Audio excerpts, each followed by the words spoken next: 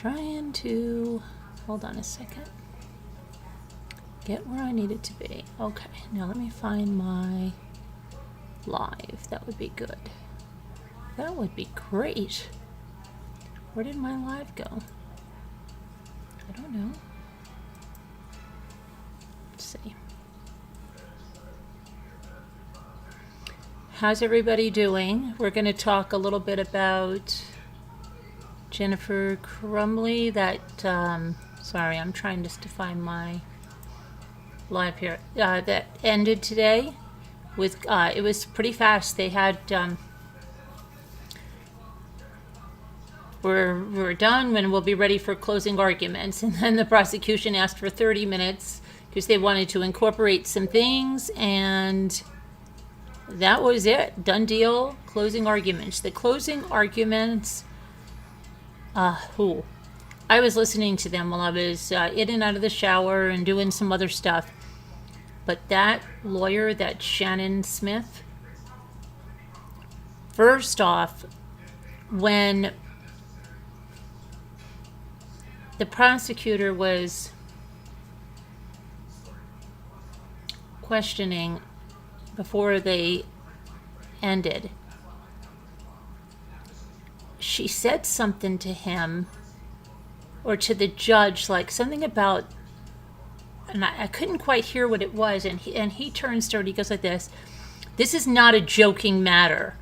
Like there's such animosity. And then when she got up to do her closing statement, she, like poked a lot of stuff at them, like saying that one of the prosecutors is a former judge, and it doesn't matter because, I'm still trying to find you guys. It doesn't matter because the only judge that matters is the judge right there on the bench. And then she said that I must say I'm sorry a lot because there's an entire TikTok channel devoted to me saying I'm sorry all the time. Well, I'm going to tell you, after today, I feel so sorry for her children. And if they are indeed making channels about her, the stuff she has put out there, okay, first she said there was a meme that said something like, I'm a mom, I work full time, I've got to stay hydrated, I have to exercise, and it was like all these things. And hey there, hi the bee lady apiary, how are you? I am watching today. I think the mother is going to be,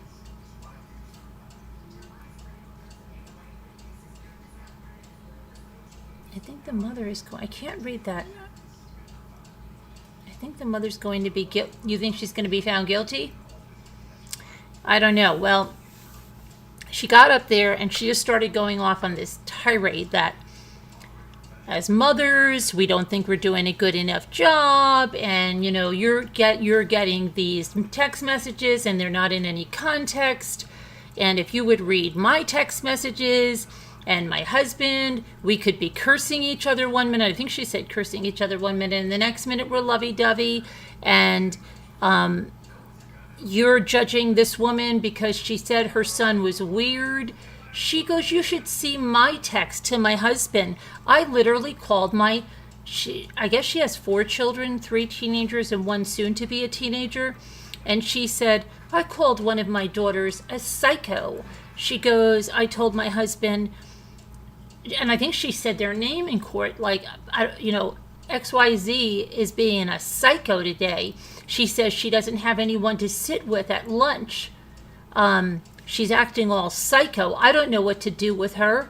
Then she said that there was another time when one of her kids texted her, there's no food in the house. You are the most horrible mother. And it went on. And she's like, and I didn't even answer that text. I ignored it. But she kept giving one example after another, all about her. And I think that, oh my gosh, they are going to, if they are doing this on TikTok, first of all, those poor kids, because the bullies at school, and if that girl really is having a hard time making friends and has no one to sit with, those horrible kids will take that and be like, oh gosh, even your mother thinks you're a psycho, right? I can't believe she did that. I can't believe she would use pointed examples as that, and she went through one after the other about her kids.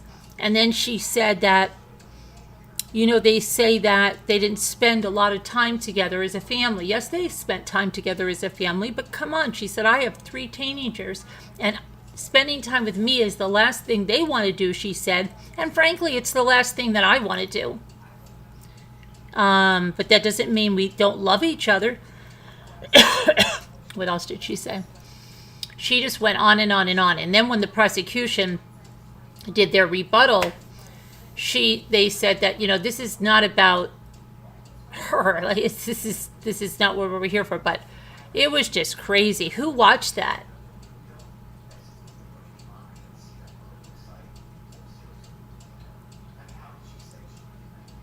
But I was thinking, on the other hand, some of these jurors might be thinking, because like she kept saying, I could easily be sitting in her seat. I could easily be sitting in her seat. And they were going over my text. And I'm thinking maybe some of these jurors are thinking, I don't know. Some of them could be thinking that, oh, if this happens, then, what if this lady's right? What if then every one of our texts gets looked at and something that's not written that way gets looked at? They talked about her affair. They talked about her being on Adult Friend Finder. So I don't know. What do you? I really don't know on this one. I can't. Usually I can say like down the line what it is. I don't know. The fact that they had a vet on call for their horse and couldn't take her son right to the doctor from school that day, guilty, Gretchen says. But then you also have the other part, Gretchen. What about the counselor in school? People feel that he forgot a lot. He let the ball drop. Does anybody think the school has, the school could have demanded he be taken, the school had the right to demand that he be taken to a psychiatrist, to say he has to leave school and you have to take this child to a psychiatrist to be evaluated, and he won't be allowed back in until you have told us you have seen a psychiatrist. I believe they have that right, and I think they dropped the ball. Okay, I think the school bears some of this. I really do. And then there were incidents they didn't even tell the parents about. I do believe the school has some of it. I understand the school did not buy that. Yes, I understand that. But they also bear some responsibility. I believe they do. Hello, everyone. Here, I'm just listening. Stomach is still upset, and I have procedures Monday and Tuesday. Just trying to rest. I hope you feel better, Rich, and I hope your appointments go well Monday and Tuesday. Prayers.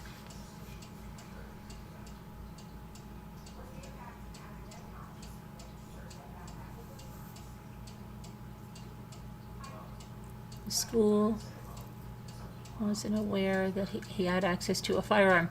Right, but even so, I have heard schools that have done that for anybody even writing something that might sound like they're trying to hurt themselves. And it doesn't matter what they think they have access to. I think they could have done more. He should have been, Brown Girl says he should have been expelled the day of the drawing, not allowed to stay. I agree, the cops should have been called and everything checked. I have taught in public, charter, and rural schools in New York State, and that is the law. Yes, the Bee Lady Apiary, that's what I'm saying. That's what I'm saying, because I'm in New York too, and I don't think that would ever fly, ever.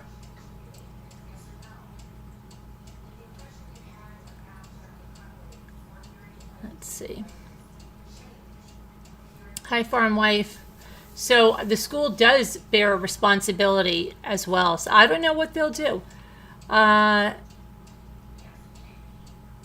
Linda Uribe says, I do not think schools have to take so much on for the child as the parents have most of the responsibility. However, if the school hides things, then they are more responsible.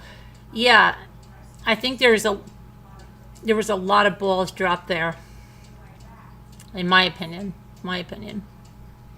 Personally, I definitely don't agree. Schools have their place, and they need to stay in it. Schools have their place. I'm not sure I get you, Mr. Yeshiva.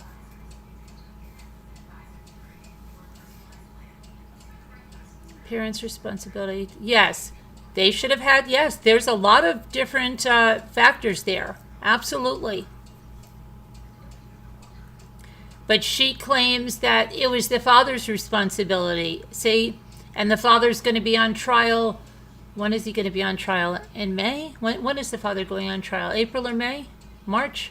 March, I think. You know, I don't know. And the father was more of the stay-at-home parent at the time because she was working full-time and he had lost his job and was doing DoorDash.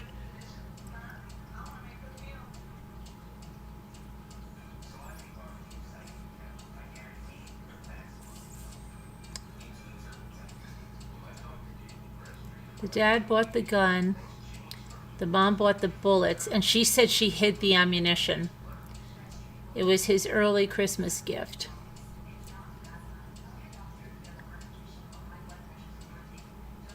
Yeah, I don't know. I mean, there's some days I have to catch up that I didn't see the whole thing because I was on Troconis and then Murdaugh and oh my gosh. But I don't know. What do you think about the closing arguments today? About that woman putting all of that other stuff out there about her kids? I don't think that was too good. Why do I not? Hold on, I'm in top chat. That's what it is. I'm sorry if I haven't seen your comment. I'm in top chat for some reason. And for some reason, okay.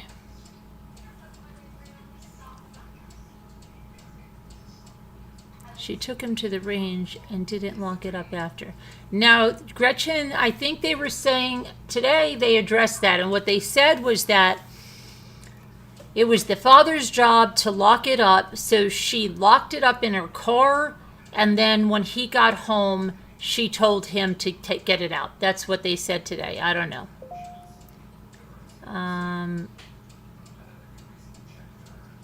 What's the most time that they're looking at, Kalish? Let me see.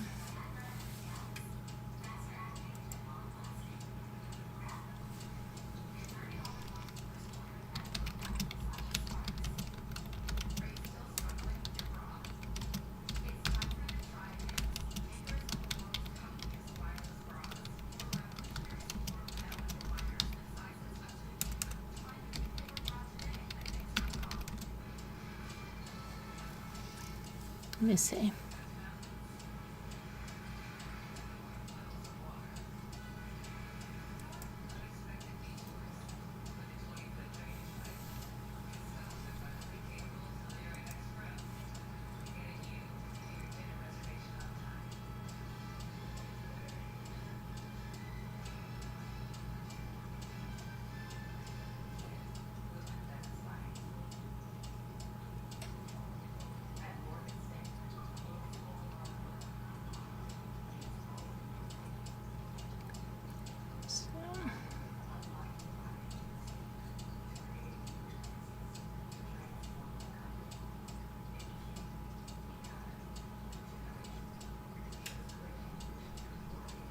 So let's just take a look at some of this stuff that make it. Some of the, I'll give you their quotes. I've paraphrased, but let me give you their actual quotes there.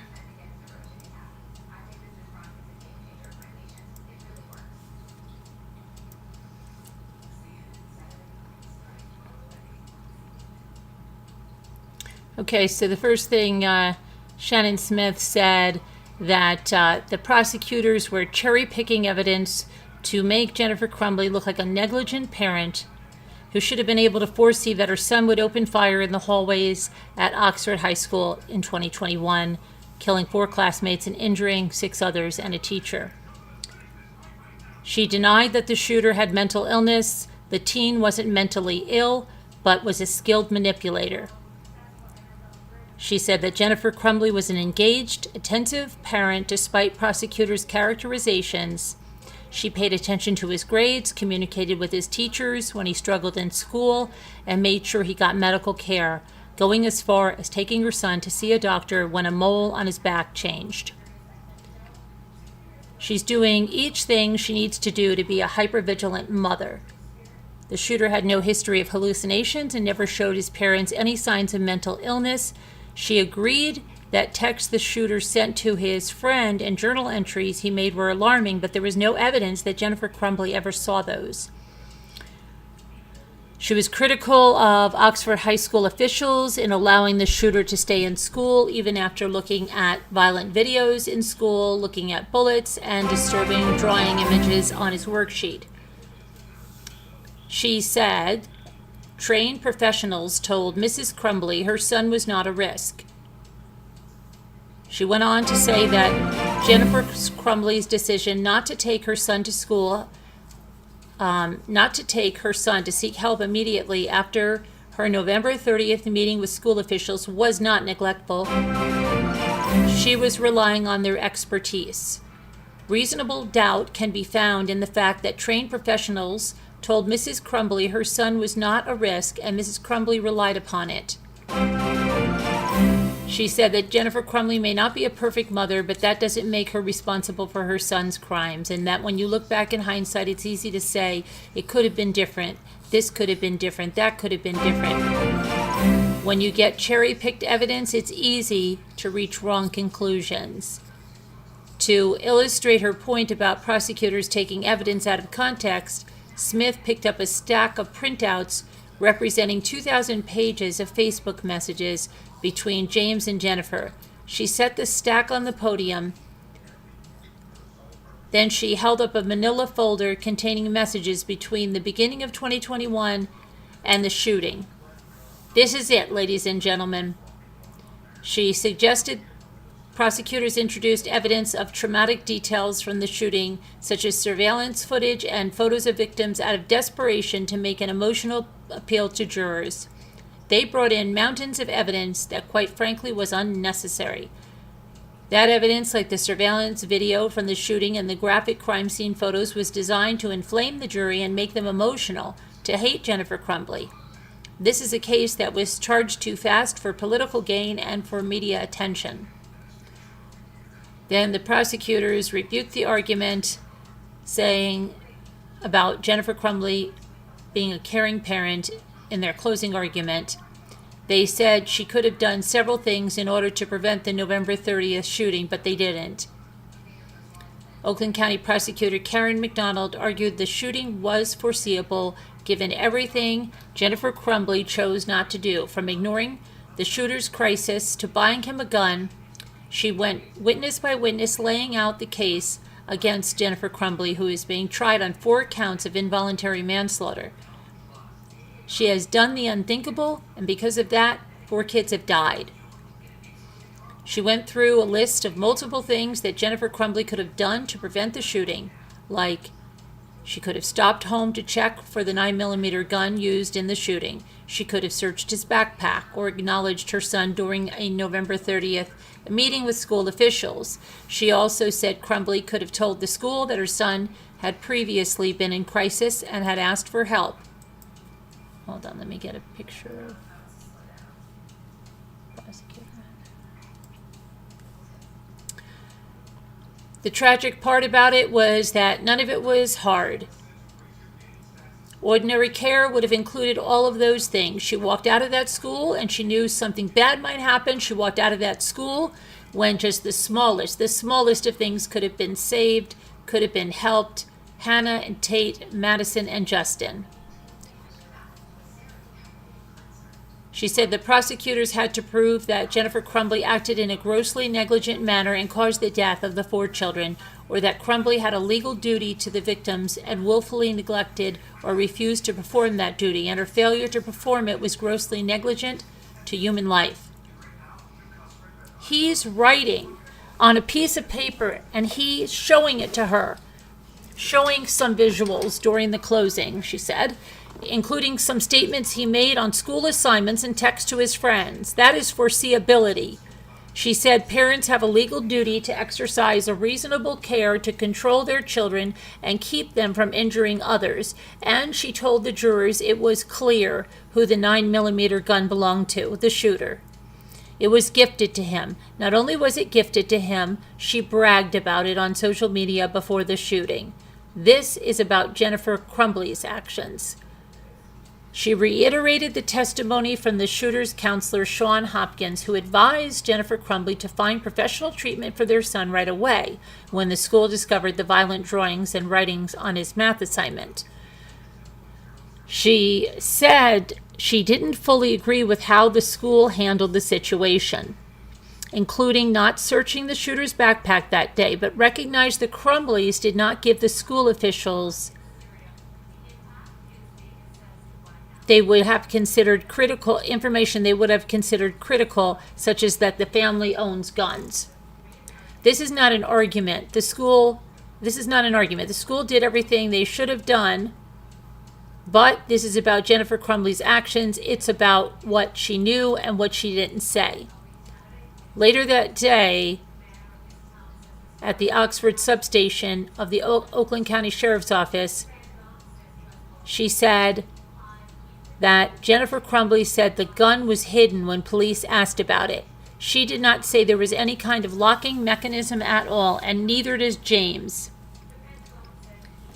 McDonald showed a photo of the cable lock that came with the 9mm gun, saying it didn't look like it had ever been used or opened. McDonald scrutinized Jennifer Crumbley's assertion during her testimony that she believes her son took the 9mm handgun from his parents' room overnight while they slept. She snapped its case open and shut in front of the jury, saying she doubted the shooter could have taken the gun and ammunition without waking his parents. "You are allowed to use your own common sense," she told jurors. She said it's hard to comprehend that even before the shooting, Jennifer Crumbley was saying she felt like a failure of a parent. She told her boss she felt like she was failing him and she had to go get him counseling. But she sat right here when she testified and said, after all, she doesn't think she was a failure as a parent. She pointed out that before the shooting, Jennifer told friends and coworkers that her son was lonely, weird, and was hearing things around the house. She called him an oopsie baby.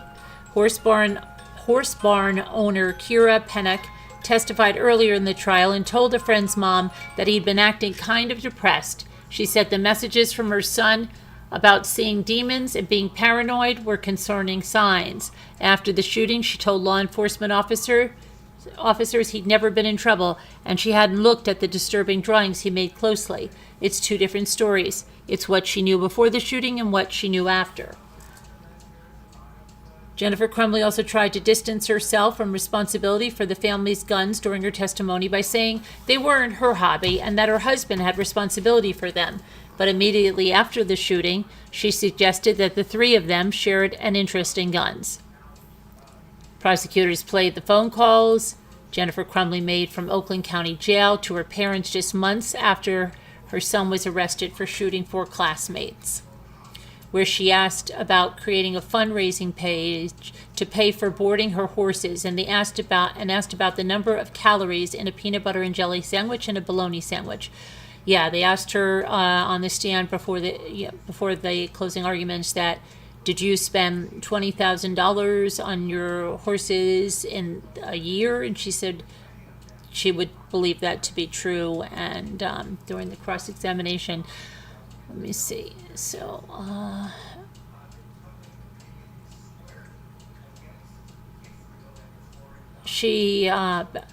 they were saying about the phone calls during the cross, then the phone calls in the jail, that she didn't ask about Ethan, but she talked about the horses, and she said that she didn't ask about them for a reason. She said that she was told the phone calls would be flagged or could be flagged if she did that. And they also asked her, did she say that to someone on the phone call later that he just has to man up or something? And she says, I don't recall that, but that sounds like something I would say.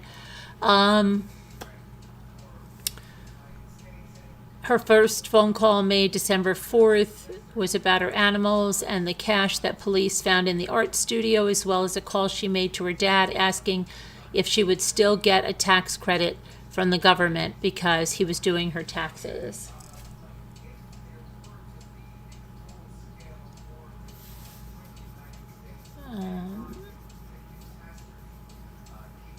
They talked about, this is again during the cross, her assertion that she and her husband went to bed around 11 p.m. the night of December 3rd at their friend's art studio in Detroit. They took 4 Xanax pills each to fall asleep, and their plan was to wake up before 7 a.m. to turn themselves in. Then the prosecution read text messages between Smith and Crumbley at 11:16 p.m. on December 3rd. It says, "We might have been found.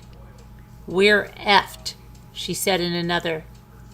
The texts were sent at a time when Crumbley had testified that she was sleeping.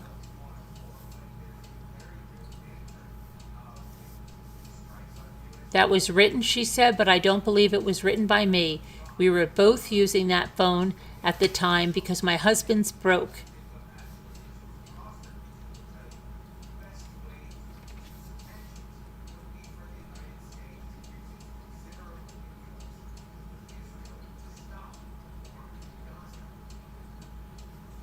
Family members of at least 3 victims were in the courtroom on Friday. Craig Schilling, whose son Justin was killed, and Steve St. Juliana, whose daughter Hannah was fatally shot, have been in the court for all of the trial. Madison Baldwin's mother, Nicole Beausoleil, was also there.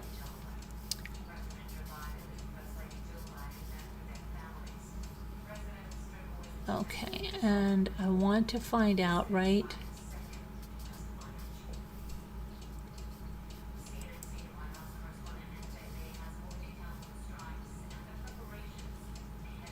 I want to find out what she is facing as time. So involuntary manslaughter in Michigan. Let's take a look. She has 4 counts.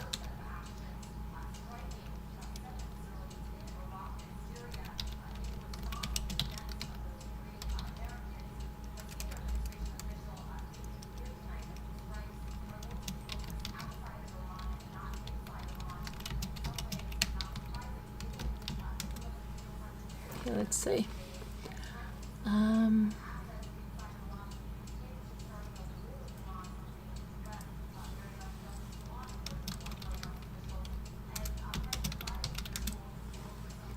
Okay, it says, let's see.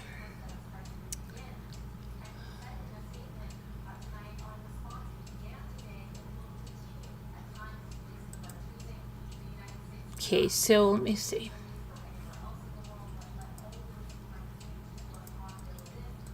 It says here that involuntary manslaughter, also called criminally negligent manslaughter, occurs when a person is accidentally killed due to someone else's criminal negligence, or when a person is killed during another crime where the intent was not to cause bodily injury or death. Unlike a murder charge, involuntary manslaughter means that a person had no intention of killing another, but due to their carelessness or reckless actions caused the death of a human being. Okay, so let's see. Michigan involuntary manslaughter statutes. It says felony, up to 15 years in prison, a fine up to $7,500, and restitution to the victim's family. So she's facing 4 charges of that, up to 15 years. They literally, if they ran consecutively, yeah, I think that's what Ruby and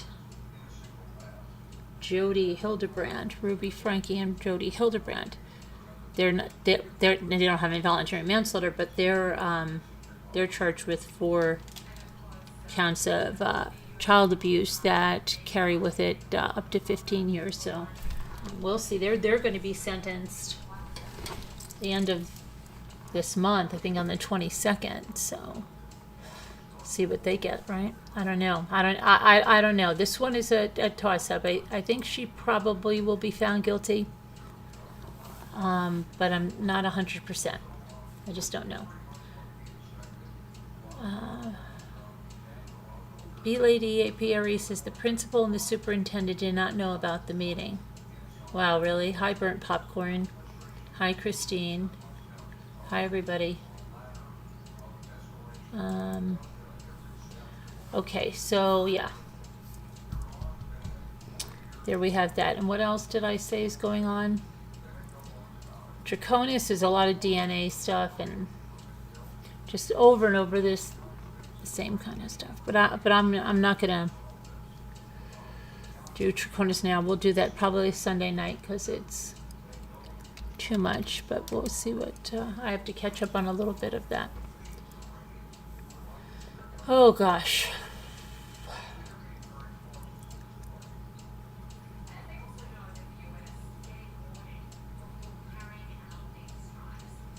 What is this about here? Search continues for 2 missing children after child's remains found encased in concrete. Pueblo, Colorado.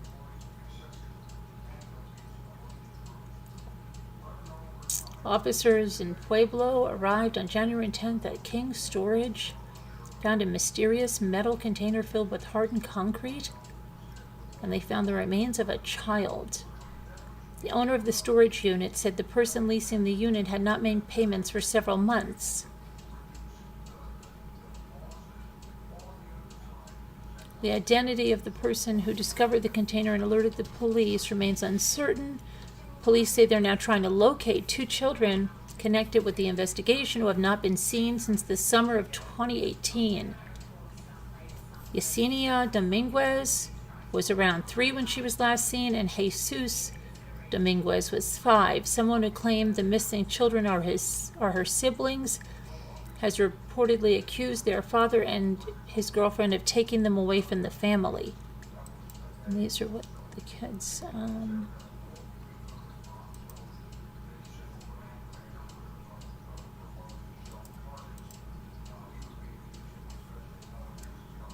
I don't know what just happened here. Oh, here we go.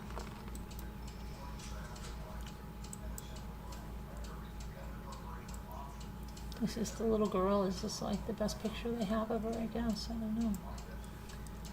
And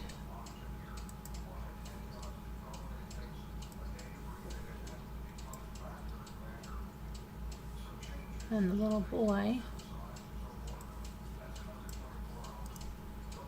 And it says, homicide investigation. This is from the Pueblo Police Department. On January 10th, 2024, at approximately 8:37 a.m., the Pueblo Police responded to hardened concrete. Let's see what it says. Police are attempting to locate the 2 children as part of the investigation. The children have been identified. We just went over that. Pueblo Police have interviewed 2 people of interest in this case, and the investigation is ongoing. If anyone has any information on this incident, you are encouraged to contact the Pueblo Police. Dispatch 719-553-2502. Okay, or you can call. You can put it into the PuebloCrimeStoppers.com. If your information leads to a felony arrest, you could be eligible for cash reward. They're bad. Very sad. Okay, let's see.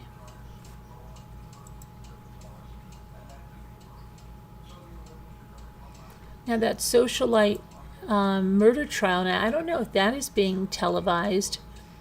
The one where these two brothers were killed. Horrific.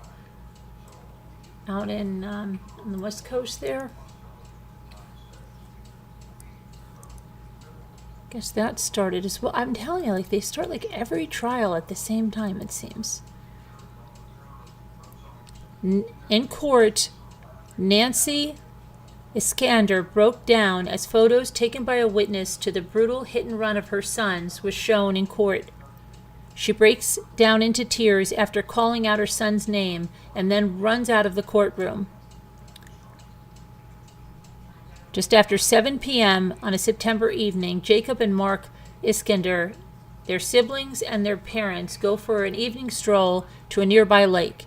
The 6-member family is crossing a crosswalk at a 3-way intersection when the mother, Nancy, hears a speeding car barreling their way. The mother says her husband and daughter were farther away from the street. She tries to signal to the 2 SUVs to slow down. She tries to pull the children back, only managing to grab one of them and dive out of the way. Jacob and Mark are hit. Mark dies at the scene. Excuse me, wait a minute. They have this wrong. I think it's Jacob later dies at the hospital. According to police, Mark was thrown 254 feet. Nancy, the mother, told police that the 2 SUVs were zigzagging with each other as if they were playing or racing. She says the drivers didn't stop at the intersection, not even when the 11-year-old was on the hood of the car. Oh my gosh.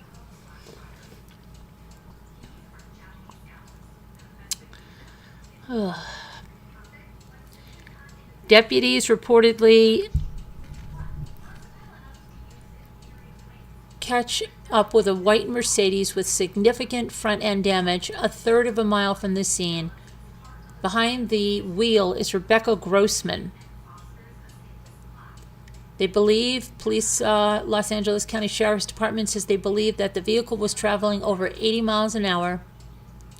Grossman's breathalyzer after the crash showed a blood alcohol content of 0.76. The legal limit in California is 0.08. A blood sample taken 3 hours after the crash registered at the 0.08 mark. Rebecca Grossman is charged with 2 felony counts, each of second-degree murder and vehicular manslaughter with gross negligence, and 1 felony count of hit-and-run driving resulting in death. She has pled not guilty.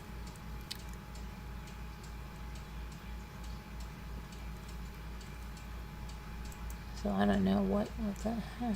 That's, see what happens with that.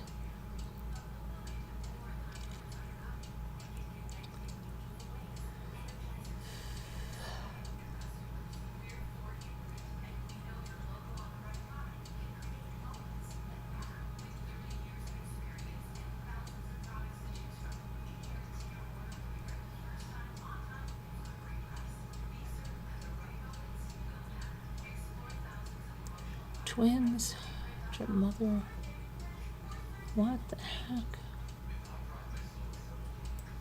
Why did I know it was Florida?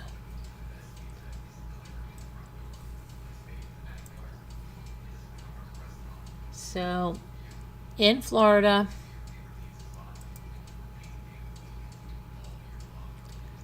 three-year-old twins were found deceased in a vehicle that was parked on a Florida highway not far from where their mother jumped from an overpass in an apparent attempt to take her life.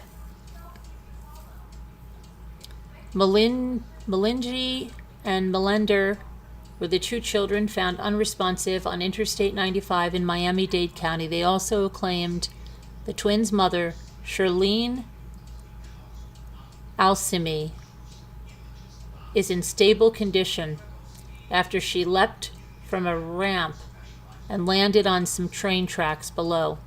So she's in stable condition.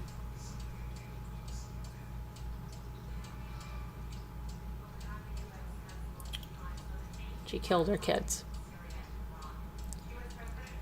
The fraternal twins were discovered foaming at the mouth. Poisoned them? Horrible, probably. Before they were pronounced dead at a hospital. Well, unbelievable. Unbelievable. I don't even get this.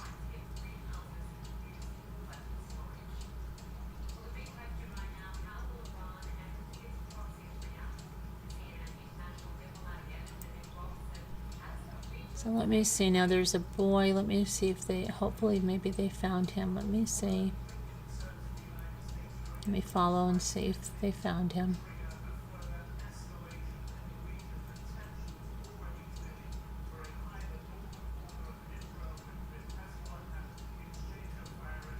Okay, wait. So Anthony has been found safe. Let me see. Yeah, so Anthony's been found safe. There was an 8-year-old that was missing in Seattle, but he has been found safe. Yay, good news for a change. Okay.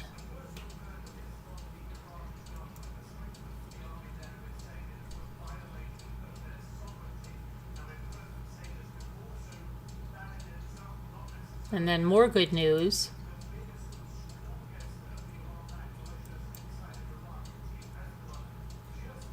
Hero K9 tracked down a missing child over 2 miles away from home in freezing temperatures. In Massachusetts, a 12-year-old child has been located safe. The police dog tracked the child for over 2 miles. The 12-year-old left home around 8:30 p.m. in an area of Auburn. And the German Shepherd Biza found the child, was able to pick up the scent, began to track it, and here's Biza, Hero Biza. Uh-oh, get over there, Biza. There we go. And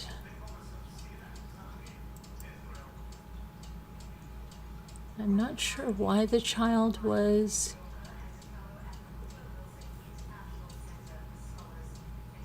see why the child was out of the home.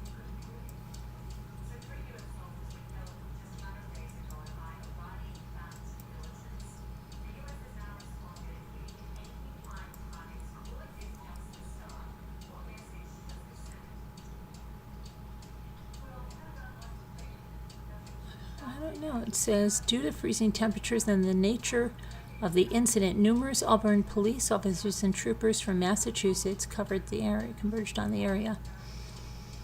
Well, hopefully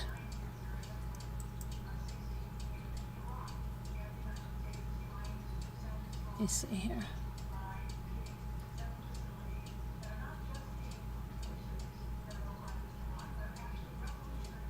The child had been, okay.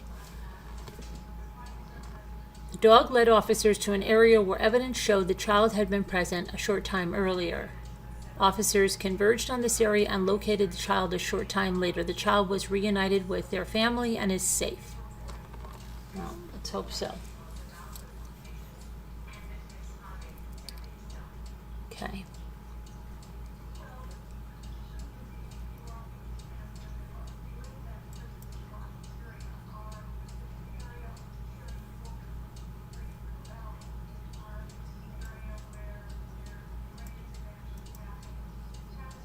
Okay, let me get back to you guys. Hang on. Trying to find you guys. Here you are. Now.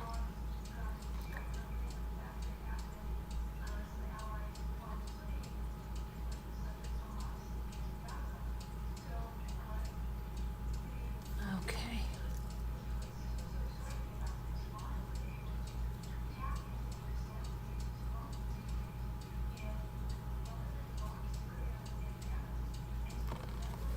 All right, so you guys are still discussing that other case. Let's see what else. Anything else to discuss?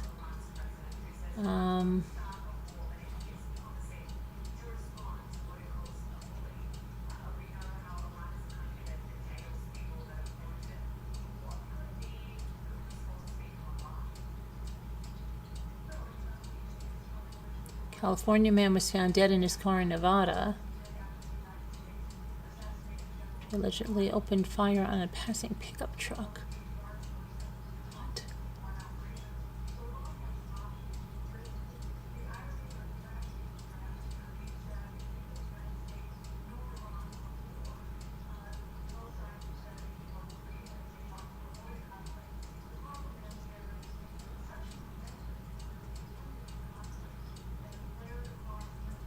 Okay, let me see what's going on with that socialite trial. So this is the I showed you before, the two boys that were killed. This is the woman that's on trial, and she's the wife of a plastic surgeon. And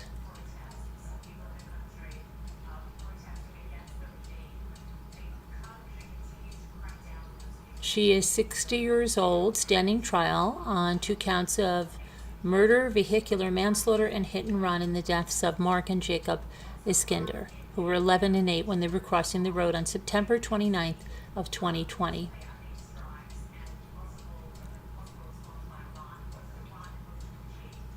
An emergency room technician at Los Robles Regional Medical Center was testifying on Thursday about what Grossman said at the hospital. And she said, and I quote, which this was, "If they didn't disable my car, I would have been home in my garage right now." Her attorney, hold on.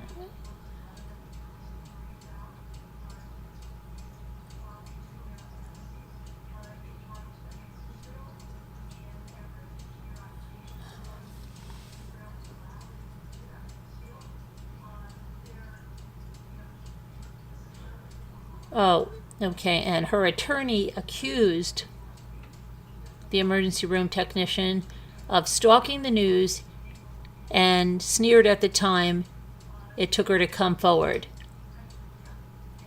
And Grasso replied, "I was stalking the news and I had to go to therapy too. I was traumatized."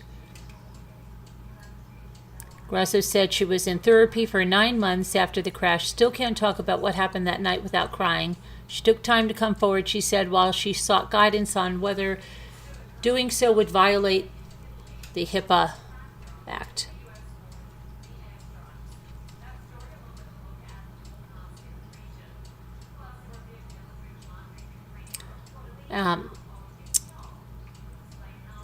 Her lawyer insists that she did not hit the Iskander children, but instead that it was her lover at the time, former Los Angeles Dodgers pitcher Scott Erickson. The two had been drinking together prior to the crash. Both of them allegedly sped through the intersection where the boys were crossing, but prosecutors say it was Grossman who killed the children. Erickson was charged with a misdemeanor and resolved his case in 2022. The lawyer has not yet explained the front-end damage on her car.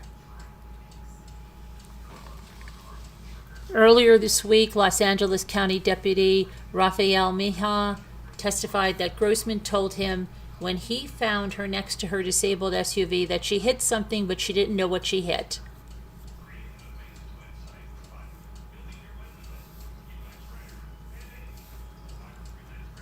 Thursday, Grossman's attorney attempted to discredit a field sobriety test conducted at the scene. A breathalyzer conducted at the time showed Grossman's blood alcohol level to be just under the legal limit, but a blood sample taken registered at the legal limit. The test also found Valium in her system.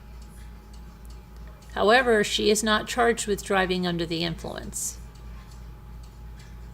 I don't understand that.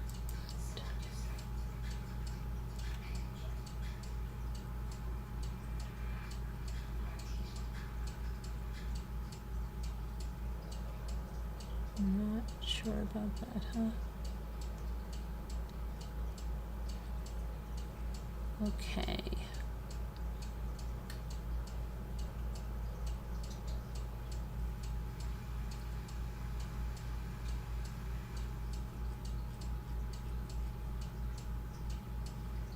All right, I think we've got enough of that now. Let's see.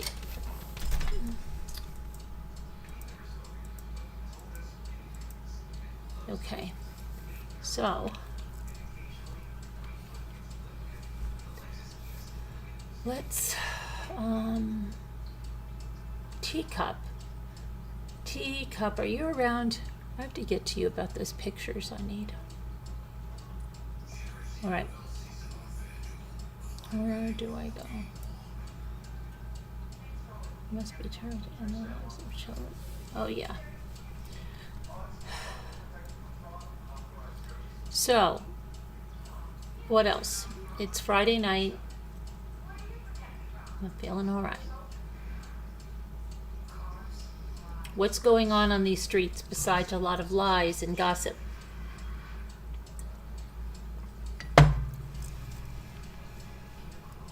Maybe I'll come back in the Zoom now.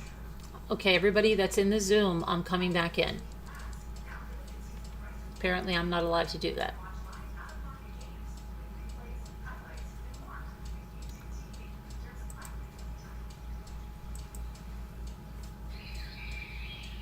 Hold on, I'll be right back.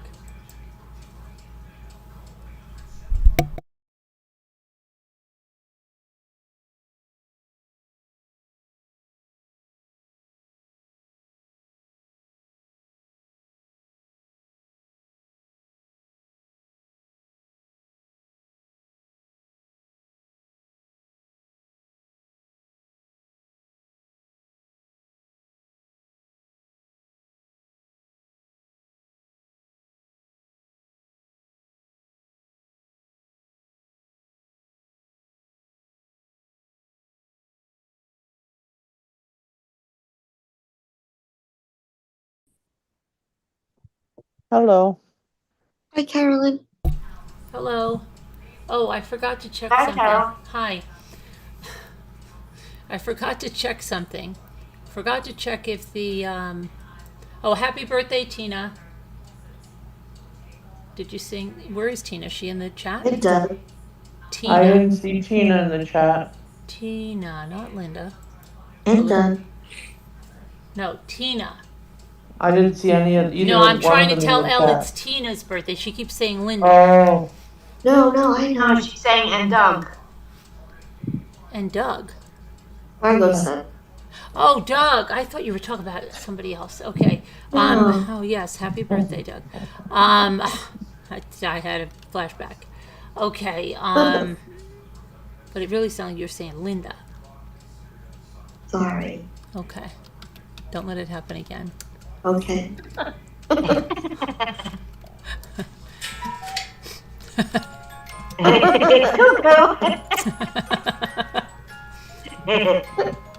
Totally perfect then. Okay, well, I've got to get the groundhog results here. We never looked at them. Let me see. Let's see what happened. Groundhog. The verdict is in. Without a shadow for the first time since 2020. That's Puxatawny Phil. Wow. Yeah, look at this guy. That's so dangerous. He holds him so high up at the air. It's crazy. It has him way up there. He's gotten dropped before. He doesn't. No, he had not that guy. No, not by that guy. No, but he didn't see his shadow. But what about Staten Island Stan? Let me see if he sees his shadow. And how is it the same? It's cloudy here everywhere, raining, so I don't think that one saw his shadow either. Staten Island Sure. Chuck. Warden Willie. He's the Canadian one. Warden Willie, But, W. but do they all Didn't he get the die? same result? He did, but don't they have a new one? well, they Warden- must have a new one. I don't know if he's but got the same do name they or not. all get the same result? I Well, don't it depends if the sun shines where Do they when do they this do all? it. Do they or do where. this in every state? What did the Staten Island ones see? I'm trying to see. I can tell you, it was raining here, so he had a, he didn't see shadow either. Okay, it says. Let me see here. I'm not sure, I'm not that close to Staten Island, but I think it was raining all in the whole area. Staten Island Chuck. Let's see. What did he Staten find? Island Chuck? Yeah, that's his. Has a prediction. He has declared an early spring. He did not see a shadow, and neither did Puxatawny Phil. So that's an early Wow. spring. What about Warden Willie? WHARTON Warden Willie. He's the Canadian. Yeah, he's the Warden Ontario Willie? one. Warden Willie. Wharton Willie. Yeah. Or Wyerton Willie, they call him here. You probably stewed him up and had him. It's been a cold Oh, winter again. Wharton Willie, let's see. He's wearing his pelt as a hat.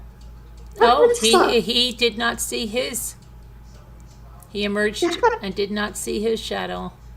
How did Staten Island one see his shadow if it was pouring? No, he didn't see a shadow. He Early didn't see spring. his shadow. Oh, so that's 2 out of 3 that didn't.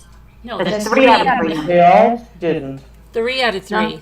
3 Okay. out of 3 ain't bad. They're all in agreement. Which is good. I'm confused. So Wharton, Chuck, and Phil all said it's Connie, Phil. Willie, early Chuck, spring. Willie, Chuck, and Phil Willie, all Chuck, say, and Phil. all Willie, say Chuck, and Phil. early So we're spring. gonna have an early spring. Yes. Okay. Sounds like a good idea. Yeah, early spring in 6 weeks.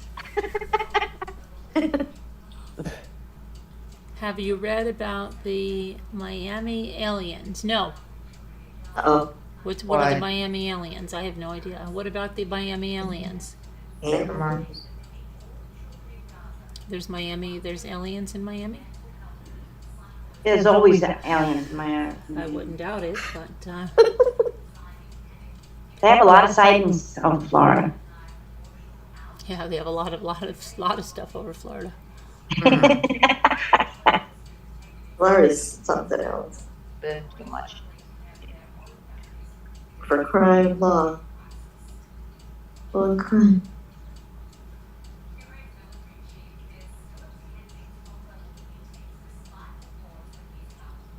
You can see it. Oh. I'm sure you can see a lot on YouTube, can't you? A lot of lunatics on YouTube.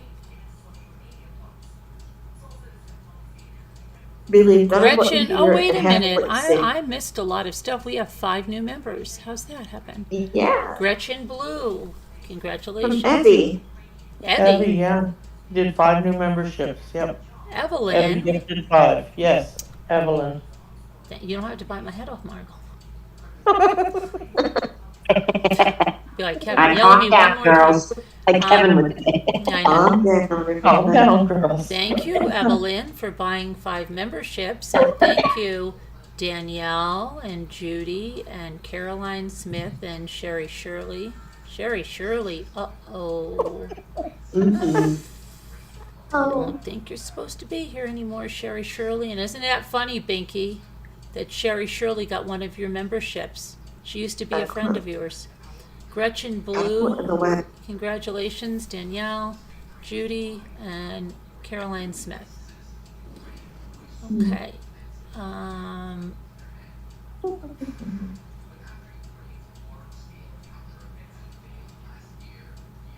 Snow blowing here in Texas. Really, Christine?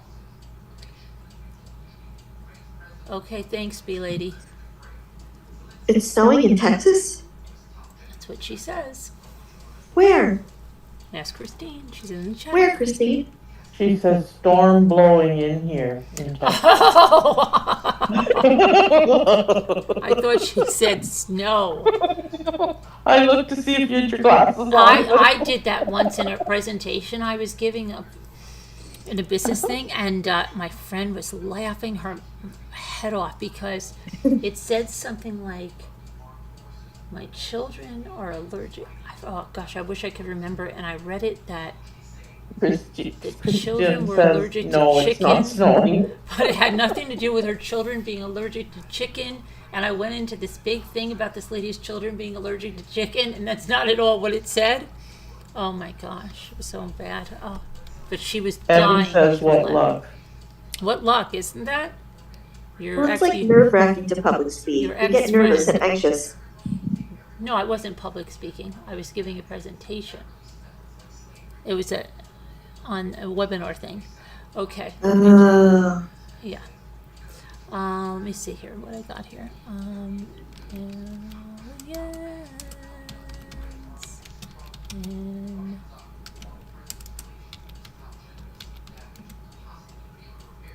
Oh, aliens at a Miami mall? That says January 5th. Is that what you're talking about? Someone suggested police were responding to aliens, not teenagers? Is that what you're talking about? Miami police are debunking rumors of aliens at the mall? Rumors of shadow aliens at the Bayside Marketplace go viral? That happened January 5th. Oh, Lord. Is that what you're talking about? Alien speculation engulfs Miami Mall after curious UFO spotters, much to the disappointment of UFO spotters and extraterrestrial enthusiasts. Rumors of a 10-foot alien at a Miami mall circulate online. Oh, brother.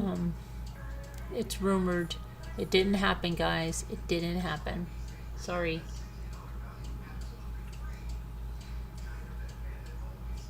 And what else? Where the heck is my... Oh yeah, that's debunked it. Debunked it. It's been debunked it. Hi, easily distracted. Hi, easily distracted. That's me, easily distracted. Oh yeah, what was I gonna say? White Angel, are you around? I was going to start packing up your stuff, but I need you to let me know if you're getting my PayPal request. Let me know, please, because I've been trying to reach you. Hi, there's Justina. Happy birthday, Justina. You're supposed to sing. We're supposed to sing. Okay, everybody want to sing with me? Okay. 1, 2, 3. Happy birthday to you. Happy birthday to you. Happy birthday, dear Justina. Happy birthday to you. Her name is Tina. Who did I say? You said Justina. But it's Justina, No, right? her name is Tina. That's her handle, Justina. Meaning like Right? it's like a play on words, like it's just Tina. Get it? Yeah. Her name is Tina though. Oh, I get it. Okay. Threw me off on that one. Happy birthday and many more. Tina. So I don't know, I'm going to send, White Angel, I'm going to send you another email because I'm trying to reach you badly.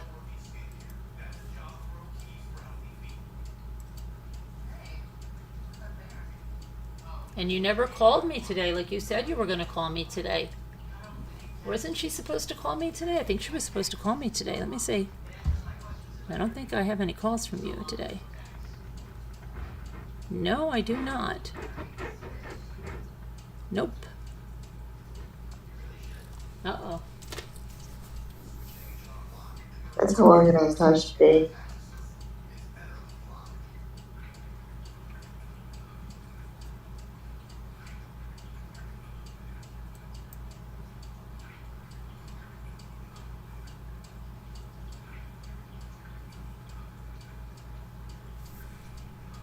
Where am I?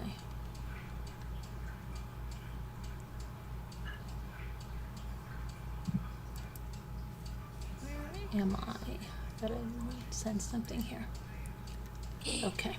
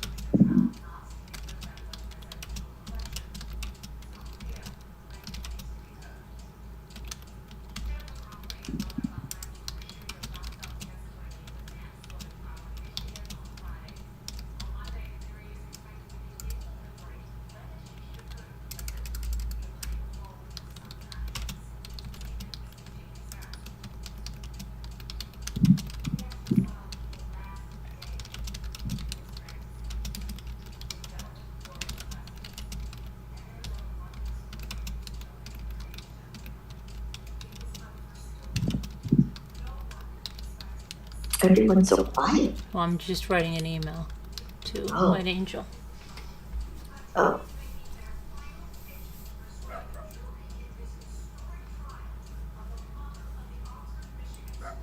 Okay. Just hang on a minute. I'm gonna have to, let me see this. I have to go. I think Jimmy must have fallen asleep. I've got to go lower this TV. I'll be right back.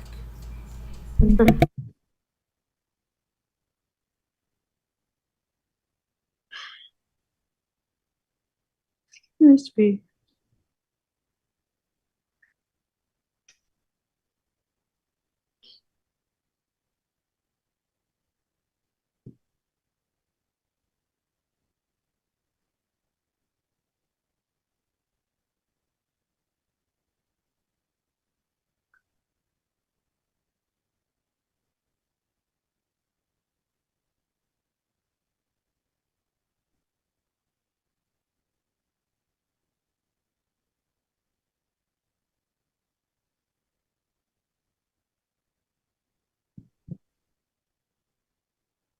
what's this? Just, I hate to miss it.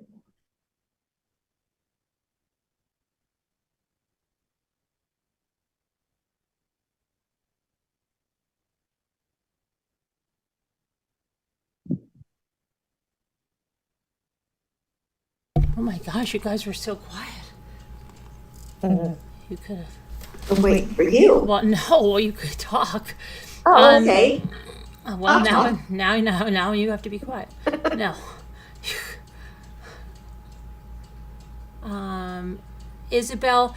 Oh yeah, I don't know what I was thinking. You know what I was thinking? That I went to put your request in there, and then I found out I thought it was there, and I got interrupted, and but no, you got it and took care of it. I don't know. There's few others. I don't know. Lasso Lacey, I think you're away on a business trip, but I have stuff in there for you.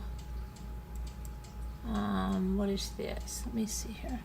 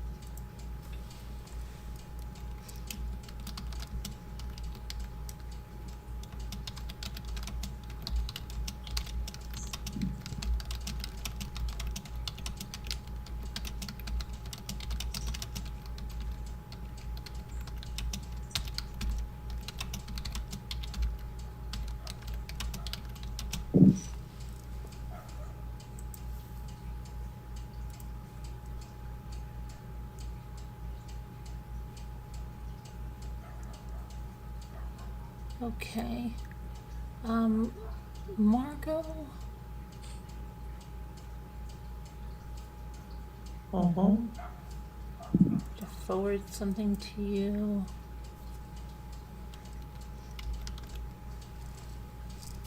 Something, I think. Okay. Just saw that, and I think that's supposed to go to you.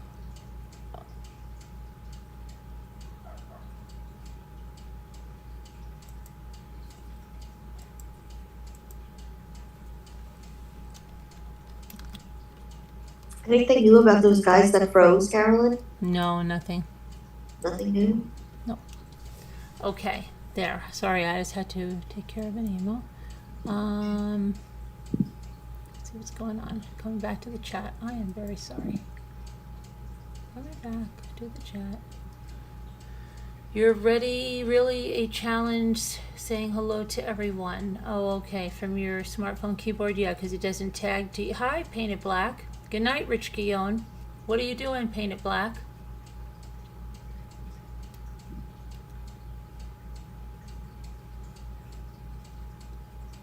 This you played it back. You had a groovy Well- day? That's nice.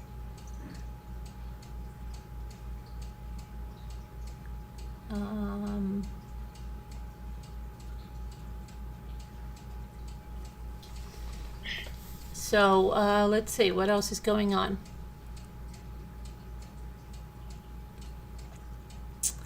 Tomorrow, tomorrow's the 3rd. I have to check the weather because I have to, it's 28 and cloudy. I really hope the weather's not going to be bad tomorrow. Well, do I have to go, I don't know. I feel like I have to go tomorrow, Saturday. Tomorrow is, oh my gosh, my eye feels weird. So Carolyn so kindly made me a doctor's appointment. I haven't been to the doctor since 2016. But I'm going this week. Yeah, well, I better go. Or Yeah. I'll go myself. Yeah, and that's Because she's such a kind person. Well, you are. wouldn't you like to be a rambler too? Yeah. Be So a I rambler. heard that I heard that someone was mocking that and saying, "Oh, did you hear that?" So, Really? oh yeah, you should make a video on that. Would you That's a like good to be song. a rambler? Did you hear Be a Carolyn rambler? saying she made a doctor's appointment? Yeah, it's called not Be being a bonding rambler. and being real friends. That's what it's called. Be a rambler. Watch mommy ramblings. Okay, let me see. What was this? Oh wow. Best catering on YouTube. By far.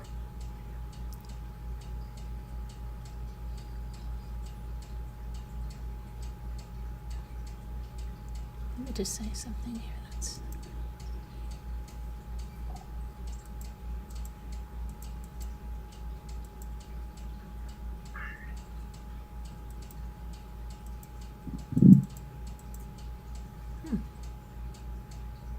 okay. Very good.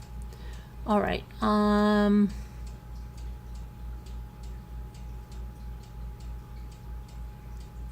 That's perfect. So anyway, it's the, what are we doing? Groundhog Day we've done. Valentine's Day, my son's birthday's on the 13th. I'm gonna see what if he's gonna be here. Whether I've gotta see when we're gonna do his birthday. February is going to go so fast because of the 29 days only. 28 days. 28 days this year? It only has 29 every 4 years. Oh.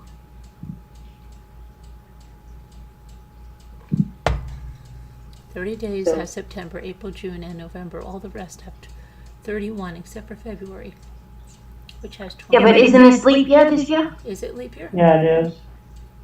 Then you were I thought right, so. Elf. I thought so. 29 Yeah, I days? thought so. Every 4 years you'll be right if you think February has 29 days. See, even a broken clock is Right, twice a day. that's right. That's right. Twice a day. I have a lot of clocks like that in my house. The batteries died and I can't reach them, they're too high up, so they're right twice a day, so. I look at my microwave on my stove, tells me the time. Yeah, Or my I phone. ask Alexa.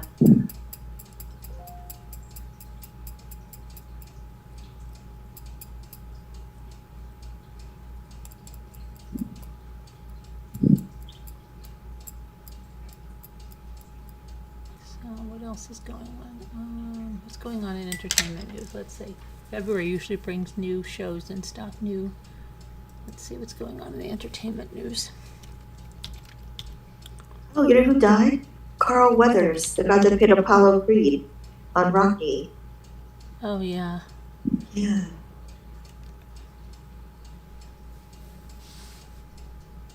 Oh, and that's what I was saying earlier, Cheetah Rivera died. Now, my daughter danced for her at the, what hotel was that? Four Seasons. Fancy Hotel in Four City. Seasons. Fancy The Hotel, where Four Bucky? Seasons. No, Where The Bucky? Ritz Carlton. no, What What? state? New York. The city. The The Grand. Waldorf? Not the Waldorf. Yes, thank you. Waldorf Astoria. She danced for Cheetah Rivera and Ben Vereen, Ooh, and legends. Jimmy Carter presented an award to Gwen Verdon because it was her Lifetime Achievement Award. Oh, the But it was best. 10, and I was so excited. I said, "Ann, do you know who's here? Cheetah Rivera, Ben Vereen, and Gwen Verdon." She was like, She's probably like, who? "Hey, can I go get a soda?" I was like, "Yeah, go ahead." What, Carolyn? It said the best true crime series of all time. Let's see, it was the Jinx. They're showing it's the Jinx. Oh wait, here's the best 25 true crime series ever made, they say, ever made. Okay. Well, what are they? The Jinx is one of them. With that Jinx is a really good one. That was on HBO. Keep Sweet, Pray and Obey was a Netflix docuseries. Told the stories of Warren Jeffs. Excuse me. I wanted to watch this so many times, and yes, the cult leader myself was constantly told no. The Mormon guy, right? These people don't know anything about my cult leader status because I should have been allowed to watch this. I have said when we have like, well, let's watch this. No. Aren't you a cult leader in good standing? What? Aren't you a cult leader in good standing? No, I don't think anybody knows here that I'm a cult leader, Sharon. I did. Because that's I'm sorry, Carolyn, I forgot.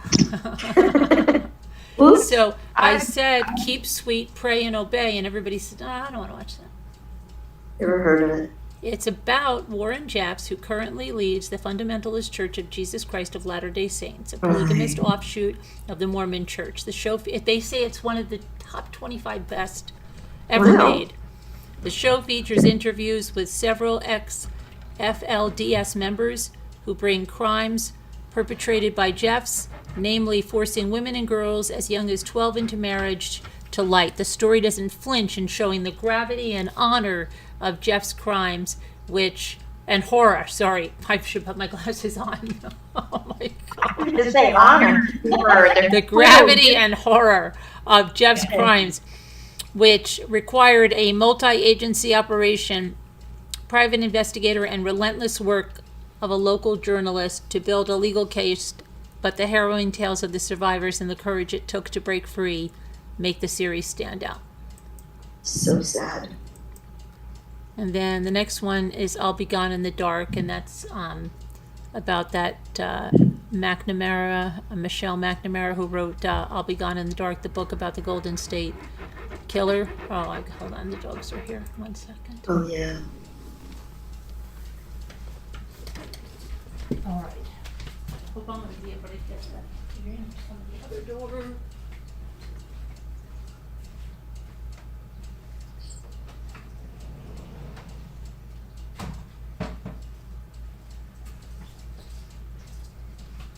You can talk. We I wonder can how talk. many people. I wonder how many people that Golden State Killer killed in California. I forgot about that story. That was a while ago. I know he killed one lady, and they thought it was the husband that killed her for so long, and then they finally figured out it was the Golden State Killer. Yeah, I He don't went remember. he went to go get fast food or something, and when he came back, she was dead. And they all thought it was the husband. That was a very weird case. That's just it. They always do suspect the spouse. Usually they're right, but Right. sometimes. Come on. I think he was in jail for a little while. For that. No, I just went to let them in and they're not there. They got him now? The guy who did it? I don't Carolyn? What? The Golden State Killer. He was the one that everyone thought the husband did it. The husband went out to get fast food, came back, his wife was dead. And then The he Golden got, State Killer, L, was the guy that's the ex-cop that killed people for years and years and years, and then they caught him when he was in his 70s making a roast. but wasn't there one victim that he killed? No, he killed a lot of couples. He put plates on their backs so that if they moved, he would hear the plates break. Okay, missed that. Yeah. Sorry for being confused. So it's okay. I don't remember hearing details. I don't know which one you must be talking about. I'm talking about one where the husband got in trouble for killing the woman, and it was a serial killer. He went out to get something to eat. He got back, his wife was dead. And I think he went to jail for it, but they found out it was a serial killer later. This was in California. I think Irvine. I don't know. He I killed remember him. that story. Then the Confession Killer is another one. I've never seen that one either. But Henry Lee Lucas, who committed as many as 600 murders. Many of those confessions turns out to be lies, but at least 3 can be traced back to him. Then the next one is House of Secrets, the Burari deaths. Haven't seen that one either. That delves into the case of the Chundawat family in 2018. Blindfolded members were found dead in their Delhi home. The docuseries notes the youngest son formed a cult-like order within the family due to the belief he could communicate with their dead father. Okay, never heard that one. Okay. Next one, yes, this is one of the first movies we ever watched. Killer Inside the Mind of Aaron Hernandez. We'll watch that one. Let's see. The Confession Tapes again. Surviving R. Kelly is another one. I think I saw that one. American Manhunt, the Boston Marathon bombing. I saw one about this, but this one says 2023. I don't think I saw that one. I Love You Now, Die, that I saw.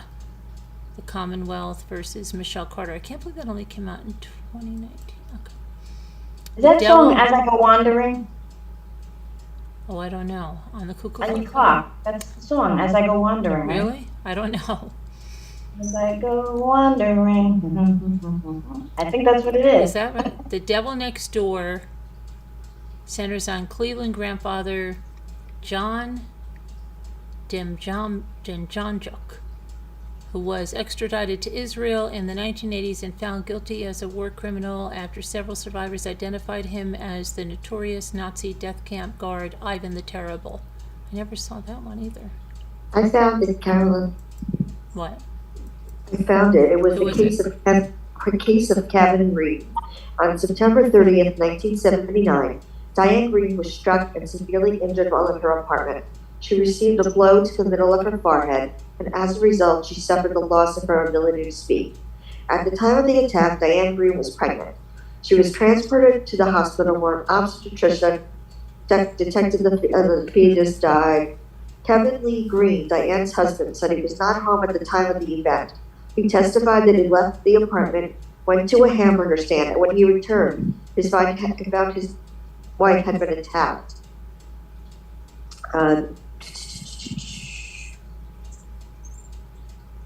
Kevin Green rested on the testimony that he was a victim. During the investigation, it was learned that vaginal slides taken from Diane Green showed presence of spermatozoa. Spermatozoa? Kevin Green was found guilty for the attempted murder of Diane Green. Then we get to Green's wife testified after another. They had a fight, and she thought it was him. But who was it? It was Was it the Golden State Killer? immigration Or was it the Night Stalker? called the bedroom basher. But you don't know who did they catch? Was it the Night Stalker? It was Kevin, what did she say? Kevin something? The bedroom basher. Kevin Green was exonerated and released. Oh, that was the husband. Yeah, it doesn't say who the guy was that murdered them, just the bedroom basher. Bedroom And he was basher. later convicted of the crime and the husband was let go. I always thought that was a weird case. Because he just went out to get a hamburger and she was murdered, so of course he looked guilty. When he was there with her, he went out for like 10 minutes, then he came back, she was injured. She wasn't dead, she was injured. The Night Stalker, The Hunt for a Serial Killer is another one. That's number 15. What did he do, Carolyn? What are you laughing at, Bucky? I'm laughing at Margot and Tina. Oh, I didn't see. I can't see the chat. Tina said, how you doing? I've been missing your ASMR. So then Margot writes, bang, crash, clink, clank. Oh. Good night, Captain Lee fan. See you later. Okay, let's see now. No, I don't know where I am. Over here. Okay, the Night Stalker is a guy that originally, that's what, if I'm remembering right, that woman that was searching for the Golden State Killer, they thought that the Golden State Killer and the Night Stalker were the same person, right, at one time, and then they're two different guys.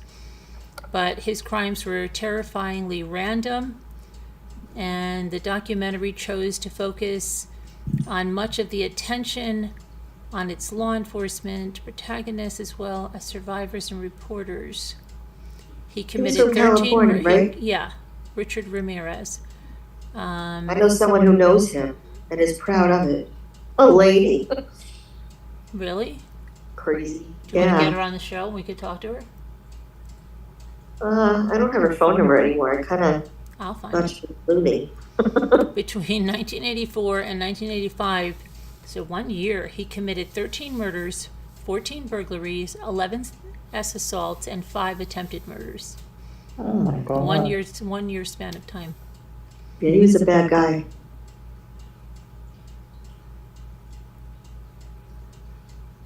These are all bad guys.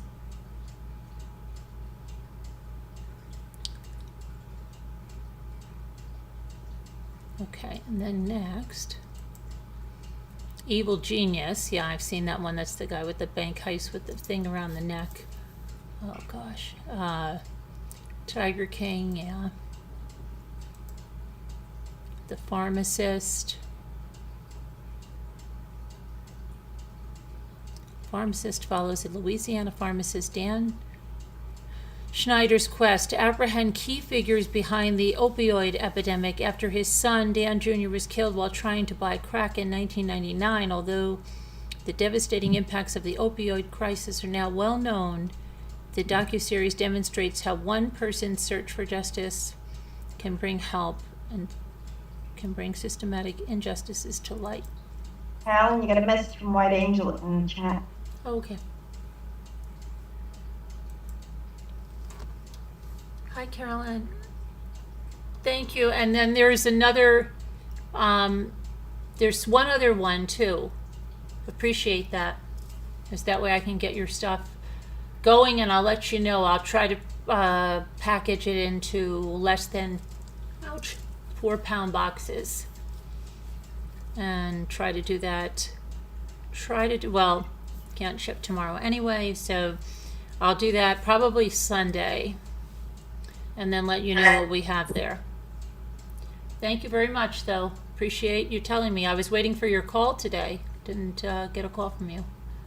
All right, let's go back to our true crime series. Let's see. Conversations with a Killer, the Ted Bundy tapes. Ooh. We watched that as well. The Staircase, yes, that's very good. We watched that as well. Did we watch that? Who was that murderer? That's the guy that staged it so that his wife looked like she fell down the stairs and she had owl feathers in her hair and they had like all these crazy things, like an owl came and grabbed her hair. Oh, it was just so stupid. Right, I remember that. Okay, and then the fire bloke. Isn't that what they call? Oh, the oh gosh, the blow poke. The blow poke was like this big thing that they couldn't find, and someone found it in the garage, and it was a big thing. And the Found what in the keepers- garage? The blow poke for the fire. And he killed people with it?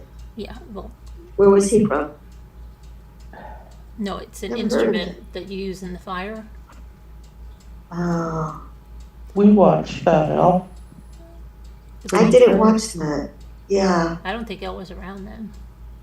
No, No. he I probably don't met think you so. guys. No, she hasn't been here like. The one we watched the thing that was on Netflix, though, I thought. I've been here a year and 2 months. Almost. Me too. Oh, maybe it was before that. Bucky, I don't yeah, you know. have been here more than a year and 2 months. No, she came when I came No, we came at the same time. at the same time. No, Yes. Bucky was here before that. No, No. wait, I'll do my thing here. Well, I was You- I was yeah. here. I used to come to the lives before that, but I didn't become a member until. Oh yeah, but she wasn't here. It's not that a member. She wasn't here. You were here. You were here. Before. Yeah, I was here like the whole. So I came like in the springtime. I started watching, Was in the spring. but but I didn't become a member until the fall. Oh yeah. Okay. You Oh, weren't- 14 you, months. Yeah, 14 months. You weren't fully indoctrinated into the cult until then. Nothing on November, I only December, became a cult member January, 14 months April. ago. But when was July. your ceremonial branding? 14 months. Wasn't Four- was that 14 months 14 I've months been ago? on. Yeah, I'm here. That's a good amount. The Keepers. The Keepers is a story of Sister Catherine, a Catholic nun and English teacher who may have been killed for threatening to publicly accuse a priest in an all-girls school. Okay. Hold on. Next one is Don't F with Cats. I can't watch that. Bucky. Dirty Money is about exposing the history of corrupt financial dealings within corporations and the predatory capitalist practices that allow the figures involved to succeed. Each episode touches on a different case from the Great Canadian Maple Syrup Heist. What was that? Maple Syrup Heist? Did anybody ever hear of a maple syrup heist? No. Uh-uh. On the show Mom, they had one. You're a cult members for 15 Really? I'm going to look Yeah. that up. What is the Great Canadian Maple They stole Syrup? big 55-gallon drums of maple syrup. Canada. Oh, brother. Goodness. People are so strange.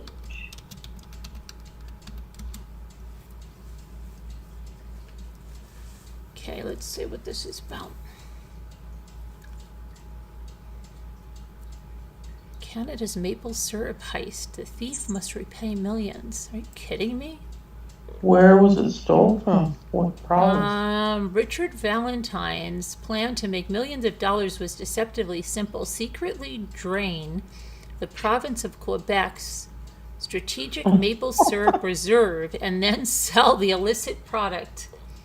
Oh my God. But the Quebec man's daring theft fell short after the police were tipped off and he and his accomplices landed in jail. Now the ringleader behind Canada's infamous heist has a new challenge, paying his victims 9 million Canadian or 7 million US Oh and my serving more than 6 years in jail. On Thursday, Canada's Supreme Court ruled that the mastermind behind the Great Canada Maple Syrup Heist, a caper that spawned a wide-ranging investigation and a Hollywood screenplay, what is that? Is required to pay back the full amount of the syrup he stole and then sold, not just the profits from his crime spree. That sounds crazy. Starting in 2011, a group of thieves covertly siphoned syrup from thousands of white metal barrels in warehouses rented by the Federation of Maple Syrup Producers. Oh my gosh. Knowing the barrels in the strategic reserve were inspected only once a year, the thieves replaced the syrup with water. Oh my goodness. Because the Federation controls the sale of syrup in Quebec, the illicit product was transported over the border to the province of New Brunswick, where it was packaged into smaller batches and sold to both legitimate buyers and black market exporters. In 2012, after an inspector noticed that some of the barrels were empty and others were lighter than they should be, the Federation realized that 9,571 barrels worth nearly 18 million Canadian had been stolen from under its nose. The theft led to police raids in New Brunswick, Ontario, and south of the border in Vermont and New Hampshire. Wow. Quebec police arrested 16 people in their investigation. Let's see. The brazen theft became an episode of a Netflix show Dirty Money. Yeah. I don't know. I went to get the dogs, and then I went to, and now I don't hear them anymore. They ran. I think they went chasing something. Okay. Let's see.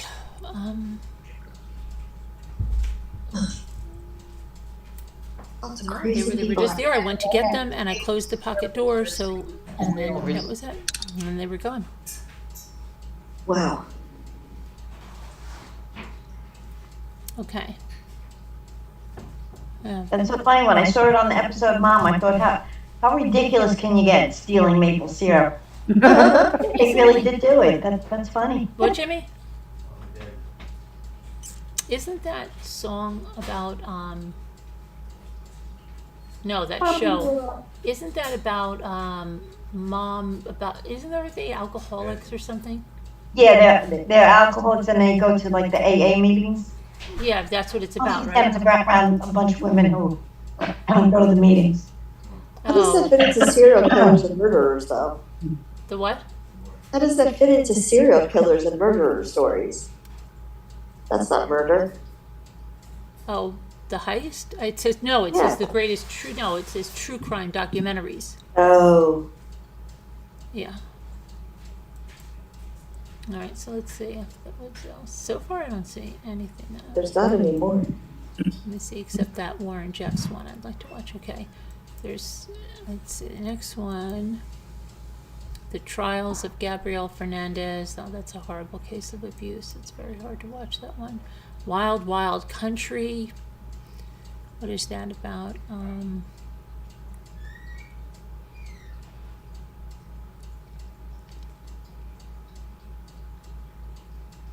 Bioterror attack on the United States. I don't know. Next one, Unsolved Mysteries. Come on, that's so old. Making a Murderer, that's so old and I can't stand that part. And then The Jinx. And which was... Somehow I missed number 1. Or number 25. Oh, that was Jinx is number 1. Number 25. Oh, that is it. Keep sweet, pray and obey. All right. Well.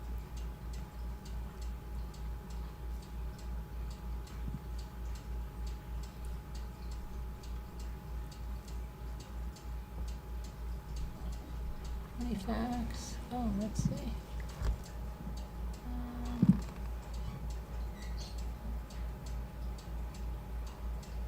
Oh no.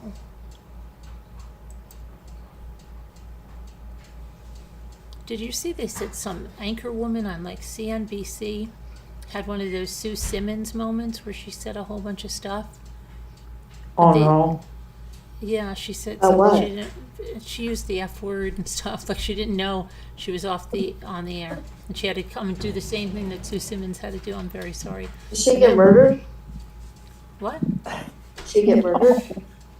No, she No, cursed. But Oh, there was a newswoman that got murdered on camera. Do you remember that? No, this just. She was shot.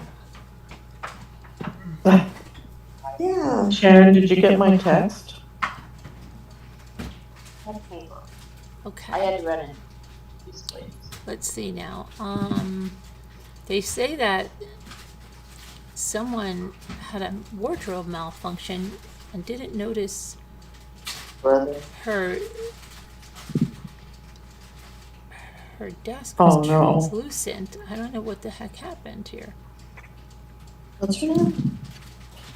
In a comical mishap that left viewers reeling with laughter, a reporter found themselves in a fishy situation. What the heck happened? Oh, a fish went down her dress? I'm lost on this one. Oh my. That's one I've never heard before. Are we looking for a movie to watch? No, not yet. Why? Oh, I just want. Why did you Yeah, we find watched a movie tonight. If only the one on the Canadian maple syrup The spice. maple syrup one. No. Yeah, we need something funny Like tonight. 11. I know. We're like Ocean's 11. It would be good. Oh my gosh. Only very polite. Yes, There's some funnier movies than that. Robbie Wine. I wish we could watch Serial Love, but you have to pay. We could watch the Canadian. So funny, that movie. I wonder when they'll put that back on Netflix or, Serial or Love. HBO or I don't know when they'll put that back That on. sure reminds me of someone. Which one's funny? Serial Mom Mom is with Kathleen Turner. Super funny. What else is super funny? You know what's super funny? The Silver Linings Playbook with Robert De Niro. That's hilarious. Wait, I think that's Matthew McConaughey, isn't it? And what? That's funny?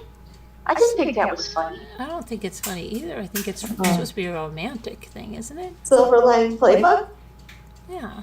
Oh, it was hilarious. I When didn't he's like like, I can't have a cell phone. I'm not allowed. I don't even I thought remember. that movie was so overrated. I don't really I am- remember except that I thought it was Matthew McConaughey. I thought it was a. No, it's like Brad. I remember it being funny though, that's the thing. It's been a while. I guess it's your taste in humor. Well, the one person who's best to watch a movie with is my sister. We have gone to the theater, the two of us, in the middle of the day when our kids were in school. And Let me look up. a nice serious movie we would sit there. No, that movie was so overrated. That So one with absurd. Kevin Spacey. Yeah, you know. Which one? The movie with Kevin Spacey and Oh, you didn't like that one? American Beauty? yeah, that one. Oh, that was Oh, awesome. that's I mean, it awesome. was so overrated. Like everybody, I was like, "Oh, this is gonna be so good," and I was so disappointed. I was like, Really? I thought it was gonna be Gosh, so it's one of my good. daughter's favorite movies. So who wants to hear the 10 funniest movies of all time? I don't like those kind of movies. There's something about Mary. I don't think that was that funny. Probably funny. Tommy Boy. That's very funny. Oh, I love Tommy Boy. The Holy Grail. Oh, I love the whole round. Scary Movie. Animal House. Plane, No, Trains, and Animal House. Automobiles. What? Plane. I thought Throw Mama from the Train was really funny. I know I saw it, but I don't really remember that one. Really funny. Dumb and Dumber. Jim No, I Carrey. didn't like Dumb and Dumber either. Mm-mm. Watch it. Dumb to me. If you like, exactly. After Oh, that's weird. Rami and Michelle's high school reunion. That wasn't that funny, I don't think. Dude, where's my car? Bridesmaids didn't make it? That's a very funny movie. I'm so Right, done. I like that movie. Yeah. Oh my god. Legally Blonde. I love that movie. Mrs. Doubtfire. Along Came Polly. You said that was your favorite movie today. Who did? What's her name? Holly? Yes, Holly said Along Came Polly is her was favorite her movie. favorite movie. I Wow. couldn't remember her name. I'm so And embarrassed. I know it's funny. I just got that mixed up with The other one you said there's something about Mary. I love that one. I thought that was, I think Cameron Diaz and Ben Stiller were so funny in that movie. And Tommy Boy was really funny. Dr. Strangelove, did anyone ever hear of that? Yeah. Plane Stranger on August. I thought Thermometer from the Train was so much funnier than that. Office Space, Anchorman with Will Ferrell, that was funny. I like movies like the other night I watched The Wedding Planner. Yeah. Watch that. Stepfather, wait, the Step Brothers, the 40 Yeah. Virgin, That was fun. A Fish Called Wanda. Oh, Fish Go Wanda. I was just thinking about that the other day. Okay, Yeah. listen. Elle, listen, I need you to do something, okay? Okay, Um, stop talking. no, you need to put yourself on mute. Go into Slack. Go into the Okay. messages. There's a link in there, but you have to put yourself on mute so we don't hear it.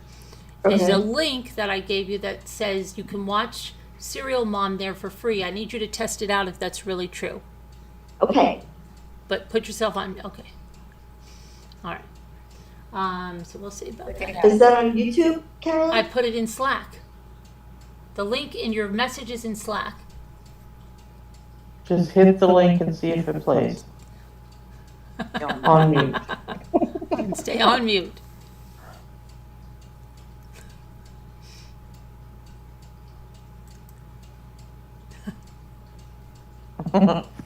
Oh my gosh. Hi, Heart Made Wise. Please install the VPN app to continue watching this in safe mode. I can't get apps on my phone, Okay, but all right, then I'll have to check but it out. you could. I'll have to check it out later. Yeah, Okay. yeah, I love that movie. That's hilarious.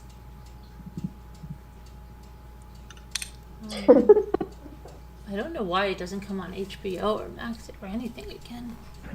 It's Hulu or We gotta get it somewhere. um, See what it's on. what about YouTube TV? They don't even have it on there. We can watch it on YouTube, but it's like $2.99. I don't know What why we about don't watch. YouTube TV? Oh, let's see.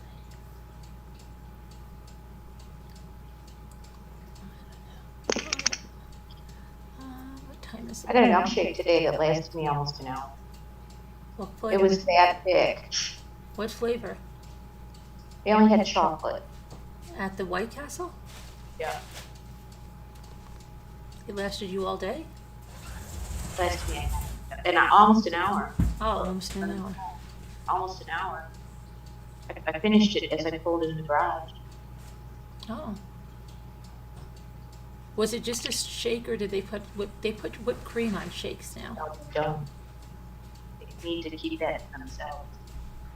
Okay, we have it on Amazon Prime, $3. Yeah. YouTube, $3.99.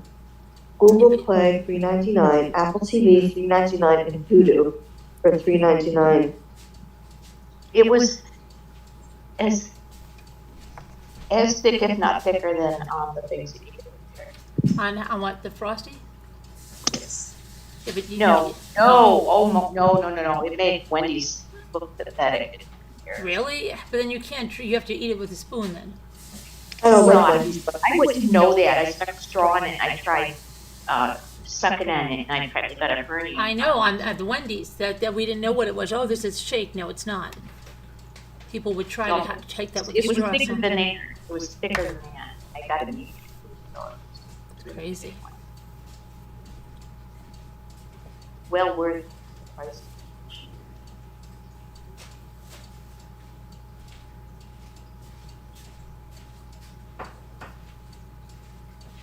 So, you want something to drink with that? What? No, I don't want. Yeah. Flavor shade. Chalk. Fun. Chalk.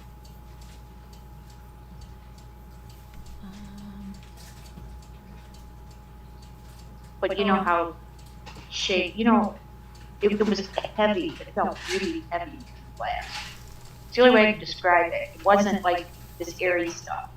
Right. Heavy. Not Good. very much.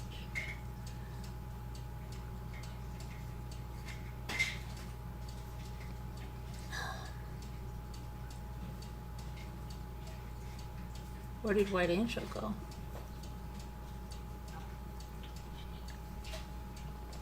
She was only here to leave a message. She wasn't here to write a letter, meow.